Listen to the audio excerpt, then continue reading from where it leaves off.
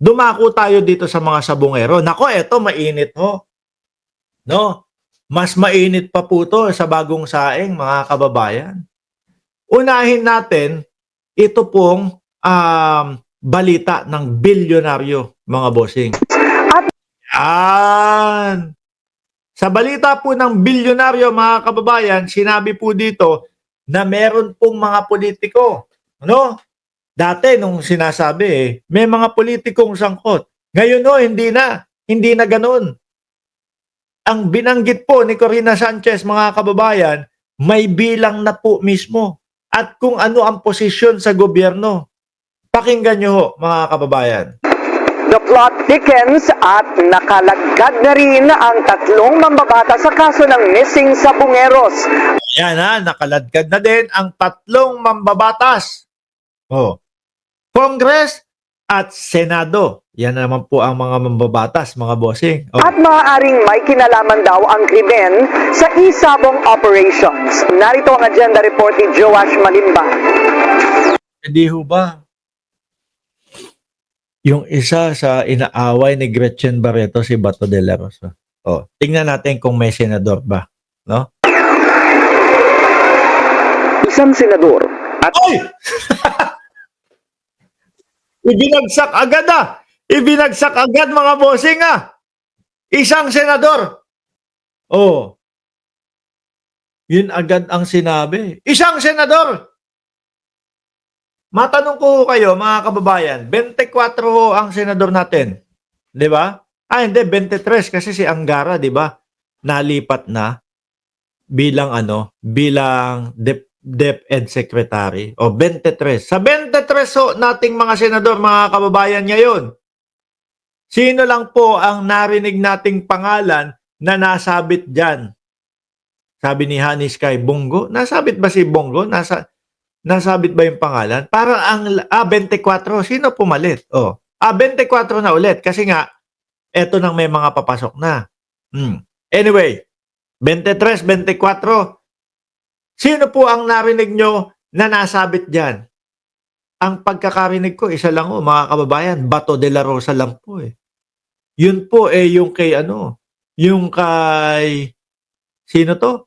Yung kay Gretchen Barreto na sinasabi niya, di ba etong si Bato de la Rosa tumatalpak to at merong pake o merong parang utang. Yun yung pake, no? Pakilista mo muna.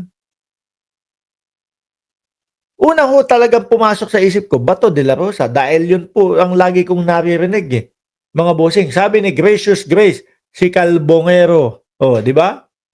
Baka si Bato nga. Tuloy.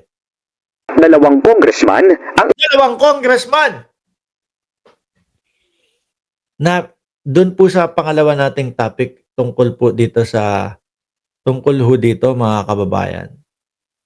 May dalawang congressman, no, na nabanggit po. Babalikan natin mamaya yon. Papakita ko sa inyo, mga bossing, kung sino yung mga tinuro na dalawang congressman. Pero yung senador ho, isa lang po talaga ang naiisip ko. Si Batorni, mga bossing. Itinuturong sangkot umano sa pagkawala ng 34 na sabungero. Ayon sa Politico.com, kasalukuyan ng bini-verify ni Justice Secretary Boying Remulla ang ilan sa mga revelasyon ng whistleblower na si alias Totoy. Ayon daw kay Totoy, kilala ang sangkot na senador sa kanyang mga isinasagawang outreach program. Ang gumagawa ng outreach program ho, mga bossing, si Bungo, mahilig yan, di ba? Yung mga malamalasakit niya.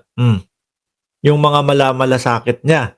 Di ba? Tsaka yung sabi kapag ka merong mga inauguration, laging pasok yan si Bungo, laging napunta yan sa mga inauguration, Sabi ni Patrick Joaquin, outreach, malasakit, simpleng tulisan niya si Bato. Si Bato din, merong mga yan.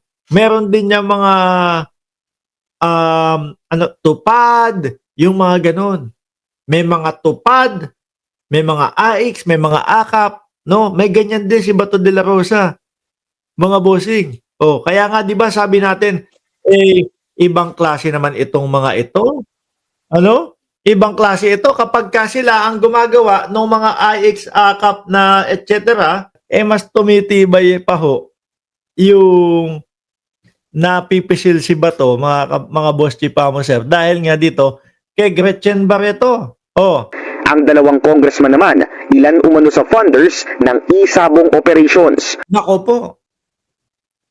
Ako isang beses narinig ko na din yan no? Na merong congressman talaga. Merong congressman. Narinig ko ho, mga kababayan, na ang pondo, nagpopondo doon nga daw ho sa isabong na yon. Malaki daw talaga ang kinikita. Hindi pa raw sigurado kung ano talaga ang Ito, ayan, nako, ayan ang mas lalong magpapatunay. Tingnan nyo ho, mga kababayan, yung pinakita dyan sa picture, mga sangkot sa kaso ng missing sa Bungero. Ito po yung senador, kalbo ho, mga kababayan. Walang buhok, bilog lang. Nako po. Mukha si Bato talaga to, Lakas mag-trip ni Mark Ramos, Silhouette yung pinakita, si Bato kalbo, Tapos ito, yung nasa kabila naman, dalawa, isa kalbo, hindi kasi Tebes naman ito. Mamaya ho, pakinggan. Tuloy pa ho natin. papel ng mga politikong ito sa pagkawala ng mga sabungero.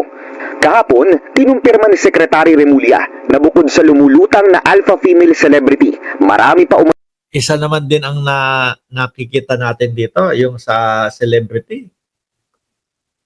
Isa lang naman si Gretchen Barreto ho, mga kababayan, yung nakikita natin dati. Si Sunshine, ngayon na lang ho natin nakikita, mga bossing. Pero madaming nakakaisip na si Gretchen Barreto nga, itong sinasabing alpha female celebrity. Pero wala pa pong nakakapagpatunay niyan, mga bossing. At ang tanging nakakaalam pa lang po niyan si alias Totoy. ng high-profile individuals na sangkot sa krimen. Kabilang na riyan ang isang grupo ng mga pulis at ilang malalaking tao. More than that, marami pa. There are others.